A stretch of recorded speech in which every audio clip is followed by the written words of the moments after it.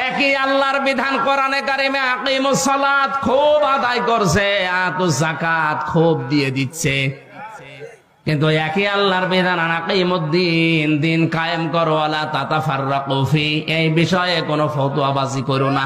এখানে ওর খবর নেই।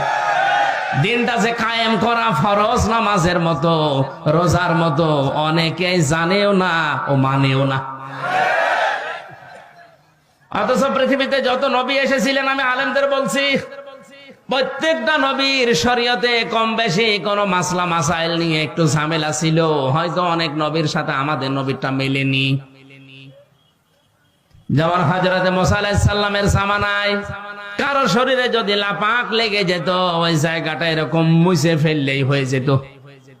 হযরতে ঈসা নবীর জামানায় একটু কঠিন ছিল, কোন জায়গায় নাপাক লেগে গেল চামড়া খুশিয়ে খুশিয়ে তুলে ফেলে লেগে লাগতো। আল্লাহ পাক কঠিনটাও দেননি, একেবারে সহজটাও দেননি, আমাদের মাঝামাঝি শরীয়ত দিয়েছেন যে চামড়াও তোলা লাগবে না, আবার মুছে ফেললেও হবে না, 3 বার ধুয়ে ফেলা লাগবে। হ্যাঁ, এই যে মাসলা মাসালে হয়তো বিভিন্ন নিয়ম নীতি নিয়ে মতপার্থক্য ছিল, কিন্তু আদম থেকে শুরু করে আমাদের নবী পর্যন্ত প্রত্যেকের মিশন একটাই ছিল, আনাকিমুদ্দিন ওয়ালা তাতাফাররাকু ফি। নামাজ যেভাবে কায়েম করো, রোজা যেভাবে ফরজ মনে করে করো, দিন কায়েম করা কিন্তু ঠিক ওই রকম ফরজ। আর এই বিষয়ে কোনো পার্থক্য, মত পার্থক্য, ফতোয়াবাজি, দলাদলি চলবে না।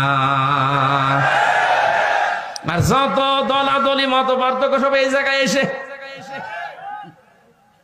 এদেশে মানুষ যত তার চাইতে দল বেশি। এটা মিথ্যা কথা, কারণ এমনও লোক আছে 1 2 3 দল করে, যখন যে দল উনি ওই দলের কর্মী, যেদিকে বৃষ্টি পড়ে ওইদিকে ছাতা ধরে, এরকম মানুষ আছে না নেই? ক্ষমতার হাতের দ্বারা, আইনের হাতের দ্বারা যারা মুসলমানদেরকে শান্তিতে থাকতে দেয় না, এরা মুসলমান না। প্রভাব প্রতিপত্তি আছে এলাকায়, টাকা পয়সার মালিক, এই কারণে তাদের এই টাকা পয়সার যে হাত আছে, প্রভাব প্রতিপত্তির হাত আছে, এই হাতের দ্বারাও অনেক মুসলমান আজ শান্তিতে নেই।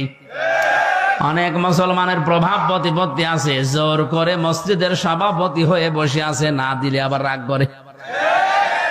এটা একটু বেশি হয়ে গেল। হ্যাঁ, মসজিদের সভাপতি হওয়ার জন্য কমপক্ষে 5টা গুণ লাগে। কয়টা? না ভাই, আমার এই ওয়াজ করার দরকার নেই। অনেক সভাপতি শেষে বলবো আমার দরকার নেই, আমি ছেড়ে দিলাম, তোর চালা গাজা। আপনি ছেড়ে দিলে অসুবিধা নেই। এখন যারা সংসদ সদস্য কয়েকদিন আগে থেকে আওয়াজ তুলেছে, বাংলাদেশেও কলকাতার মমতার মতো এই দেশে ইমাম আর মুয়াজ্জিনদের সরকারি ভাবে বেতন দেওয়া লাগবে। এই দাবির পক্ষে আমাদের এই সংসদ সদস্য যিনি পিরোজপুরের, উনি বলেছে, তার পক্ষে আছে না নেই?